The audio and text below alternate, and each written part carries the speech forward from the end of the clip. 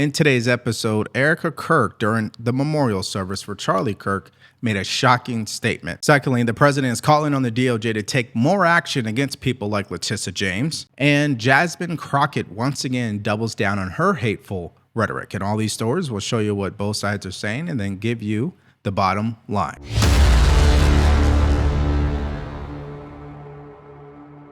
My husband, Charlie, he wanted to save young men just like the one who took his life.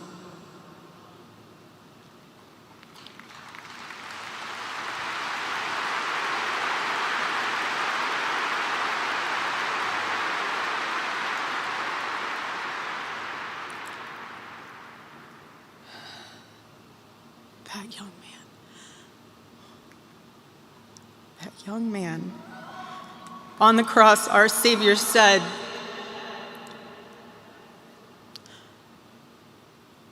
"Father, forgive them, for they not know what they do." That man, that young man, I forgive him.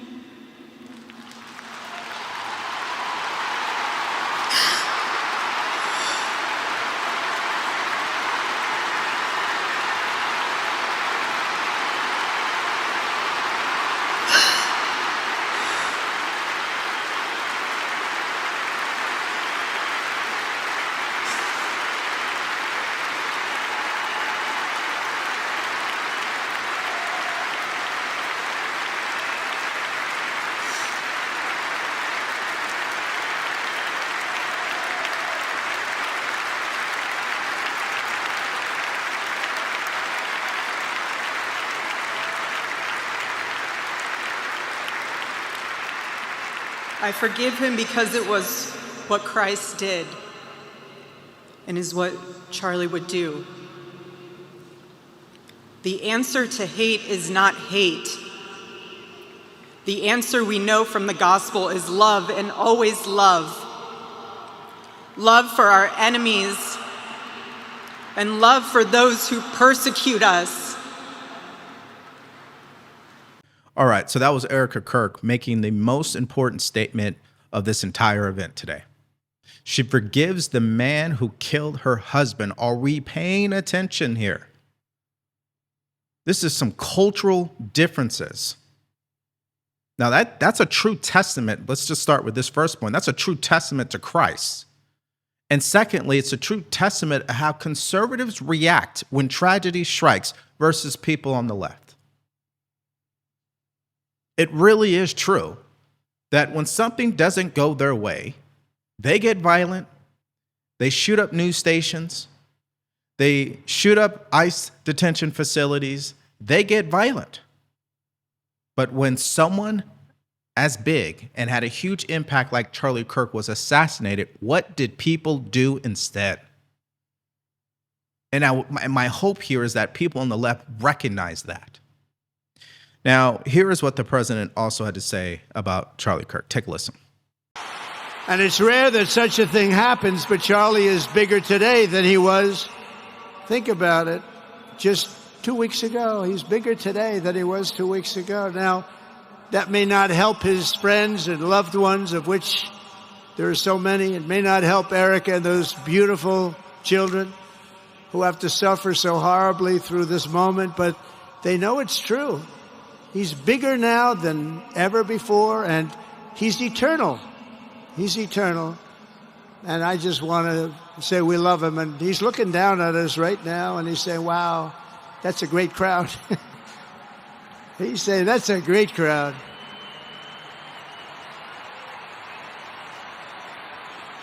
And it's a great crowd of patriots. But that's why I will soon award Charlie the nation's highest civilian honor, the Presidential Medal of Freedom. It's the highest civilian honor. Now, if I was to sum up exactly how the president spoke today, it's the same way he always speaks, okay? Probably the first half of what he had to say was just strictly Charlie Kirk. very professional from the president. And then the second half was a little bit more political, okay? He made some statements in there. And why am I telling you this? Because I guarantee you tomorrow, you're going to see from MSDNC, CNN talking about, oh, the president hijacked this memorial service and made it all about radical left lunatics and et cetera. That's what they're going to do. And they're going to forget all of the nice things the president had to say. So just giving you guys a full warning of that. Now, they also will probably attack the vice president because, you know, he had a great speech too, but they'll find something wrong with it. But anyways, here's what the vice president had to say. I thought this was profound as well. Take a listen. Charlie suffered a terrible fate, my friends. We all know it. We all saw it. But think, it is not the worst fate. It is better to face a gunman than to live your life afraid to speak the truth.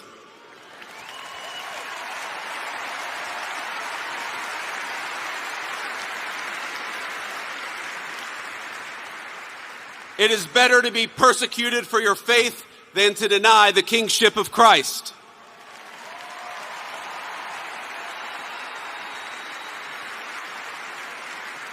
It is better to die a young man in this world than to sell your soul for an easy life with no purpose, no risk, no love, and no truth.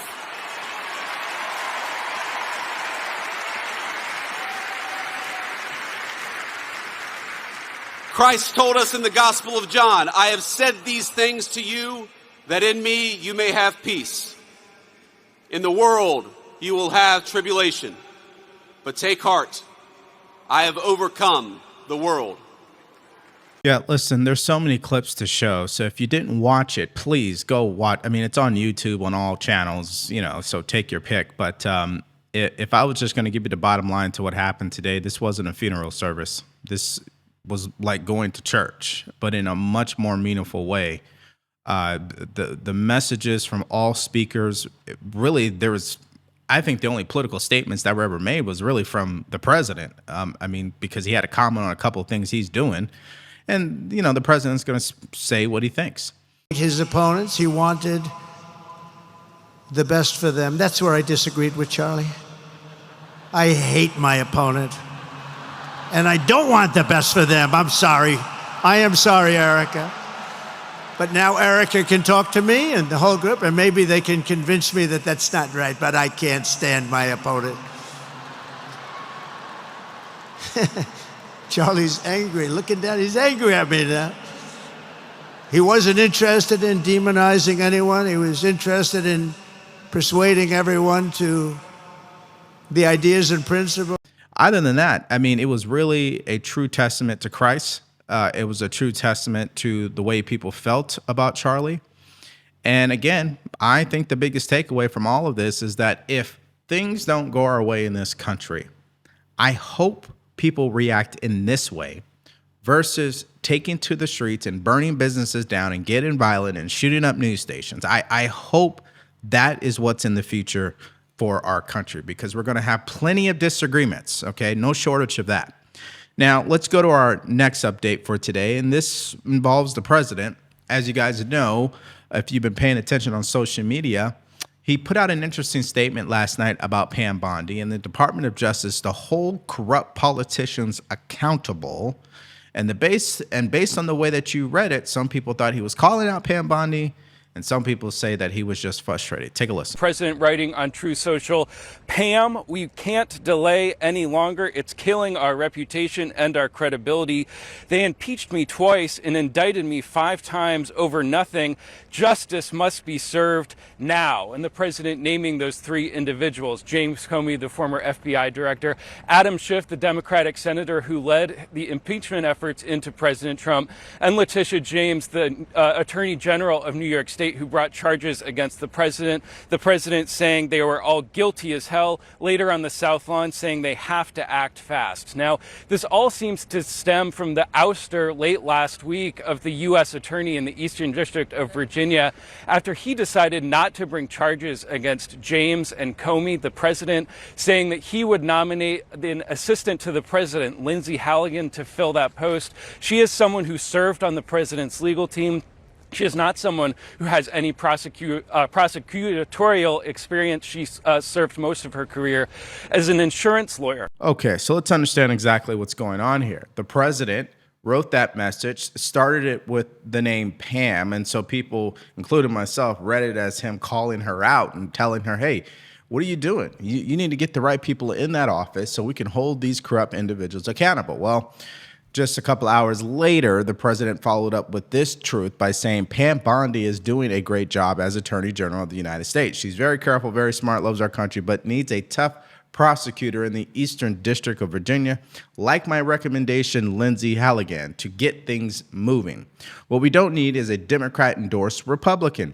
I will be nominating Lindsey Halligan to the United States Attorney in this very important part of our great country. She will be fair, smart, and will provide desperately needed justice for all. Now, before we go any further, here's what he had to say to the media late last night. Mr. President! Mr. President! Mr. President! Hello! Hi!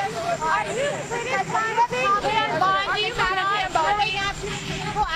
No, I just want people to act. They have to act, and we want to act fast. You know, they were ruthless and vicious. I was impeached twice. I was indicted 5 times. It turned out to be a fake deal, and we have to act fast. One way or the other. One way or the other. They're guilty. They're not guilty. We have to act fast. If they're not guilty, that's fine. If they are guilty, or if they should be charged, they should be charged. And we have to do it now. All right, so a couple of things here. Number one, the president has the authority and the leash to remove any U.S. attorney he wants to. So I'm sure you're going to hear people who say, oh, well, you know, he's breaking the law once again. It's not true whatsoever. And here's the other thing. The American people voted for this. They want accountability, especially accountability from elected leaders who are corrupt. And Adam Schiff and Letitia James, they're definitely corrupt. We see what happened with Fani Willis. So the president is just demanding justice, and that's exactly what I believe he's going to get in time. Now, here is what Chuck Schumer had to say about all this. Take a listen. I think it's a real threat to democracy, Dana. You know, the Justice Department has always been a very, very strong civil service, no matter who was in charge, a Democrat or Republican. They went after law violators without fear or favor. What Trump is doing is he's turning it. He's firing anybody who doesn't seem to be part of his acolytes. And he's turning it into an instrument that goes after his enemies, whether they're guilty or not, and most of them are not guilty at all, and that helps his friends. This is the path to a dictatorship. That's what dictatorships do. It is so very, very frightening and damaging to our republic. All right, so here's the bottom line. People like Chuck Schumer are going to continue to lie and be filled with hypocrisy. What do I mean by that? Well, let's just go through the list. We know that the president was prosecuted by the likes of Jack Smith over these sham cases like the classified documents case, but they never prosecuted Joe Biden for committing the same act. In fact, Joe Biden's classified documents dated all the way back when he was vice president, so that's huge. What about the fact that the government prosecuted pro-life activists and sent them to prison? What about the fact that the DOJ directed the FBI to target teachers at these school boards and label them not only as threats, but domestic extremists? We can keep going about how the FBI targeted the Catholic Church, but here's a big one. What about when they coerced these social media companies to censor conservatives off social media due to the election or due to COVID, etc.? They strong-armed them. We have all the information. This is all public knowledge, by the way. And let's not forget about Hillary Clinton's meme case. This guy, Douglas Mackey, went to prison for posting memes about Hillary Clinton. And they cry about free speech, by the way. I just find that to be interesting. So when people like Chuck Schumer get in front of a camera and start crying about what President Trump is doing, what he's really saying or doing is projecting their own insecurities because they know they've been guilty at doing the very thing they accused the president of doing. Clearly, President Trump is frustrated over, lack of what he sees as traction. What we could see visibly, we don't know what's going on at the DOJ, within their office space. So there's certainly, trying to, shake the cage here a little bit. But I have faith in Pam Bondi. I'm sure she's doing her due diligence. You don't want to go out there too early because, the left-wing media will crucify you. So you have to be careful. You have to be diligent with the law. And I think she's probably on the right path. And maybe she got just a little boost now. All right. So bottom line is this. The U.S. Attorney for the Eastern District of Virginia has been fired by the president because he was not getting the results that are demanded by the American people who voted for this. That's the bottom line. And Democrats will cry that the government is weaponized, but we went through the list. Okay? We went through the list. See, the interesting thing is the president, if you want to believe that he is targeting people just out of spite, at least he's targeting people where there's actual crimes on black and white paper. There's no disputing that. But we'll see what happens because we know he just appointed a new person. And will they be able to get the job done? Well, we'll see. Now, let's go to our next story. And this is Senator Mullen, who went on to CNN this morning to not only defend the president, but to defend free speech. And the way he did it is by calling out Dana Bash to her face, because we know this free speech debate is ramping up. They claim the president is attacking free speech because of what happened to Jimmy Kimmel, but we know that not to be true. And so Senator Mullen had to remind Dana Bash of that fact. Take a look. This is also a network that has not been friendly to this administration whatsoever. And so I don't think a threat would make any difference whatsoever. They made a decision because Jimmy Kimmel said something that was extremely insensitive and a flat out lie about the president of the United States. And there was no excuse for it. There is no excuse for making a joke. I don't care if you're a comedian or who you are, to making a joke about an assassination. There's no room for that at all. And ABC made that decision. And just like Fox made the decision over Tucker Carlson. And for anyone to say that we're trying to silence free speech, these are the same people that didn't stick up for Tucker Carlson when he got fired for speaking his mind about COVID on Fox.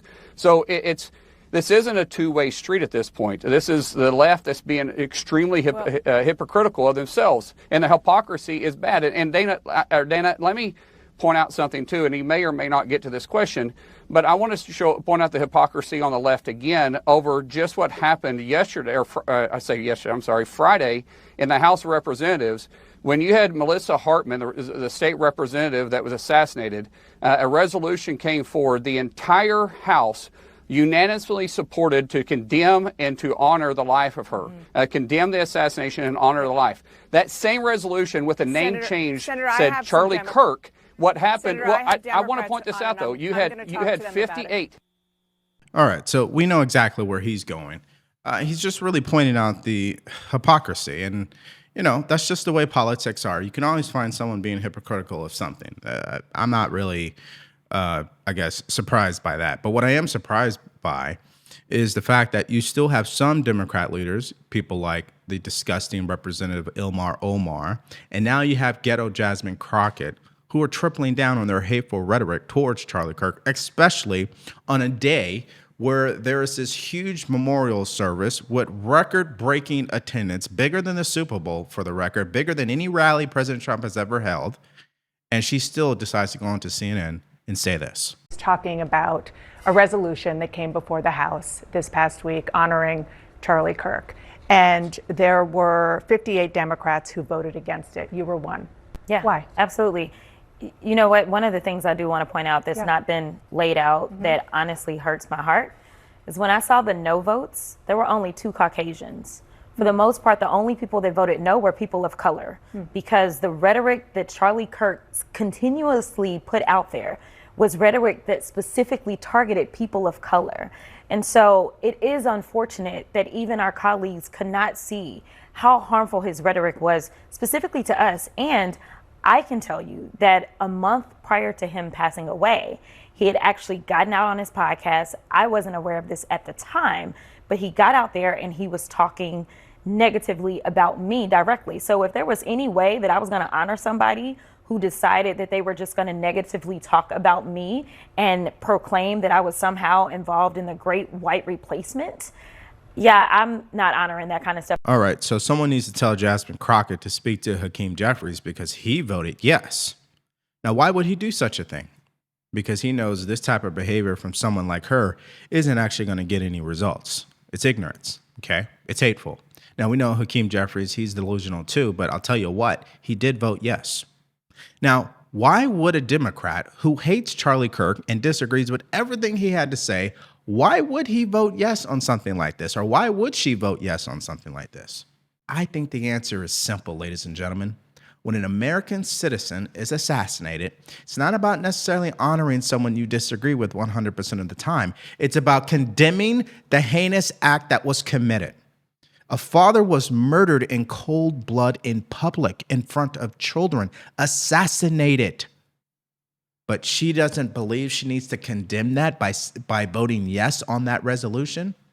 That sounds like delusion to me. In fact, it sounds like hatred that has filled her heart. And we know they don't actually watch the full context of Charlie Kirk's videos or his clips. They see that little 10-second soundbite and then they run with it.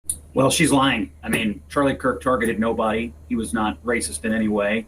I've listened to hours and hours and hours and hours of Charlie Kirk debates and talks, and have been with Charlie Kirk and did events with Charlie Kirk and knew Charlie Kirk. There wasn't a racist bone in his body. To say that he was continuously targeting people of color is nothing but a malicious smear on the very day that people are remembering Charlie and he's going to be laid to rest. And so I think we need to combine the no votes on the resolution, and then you look at the leading Democratic voices like Ilhan Omar and Jasmine Crockett, who've gone out to smear Charlie before he's even had his funeral.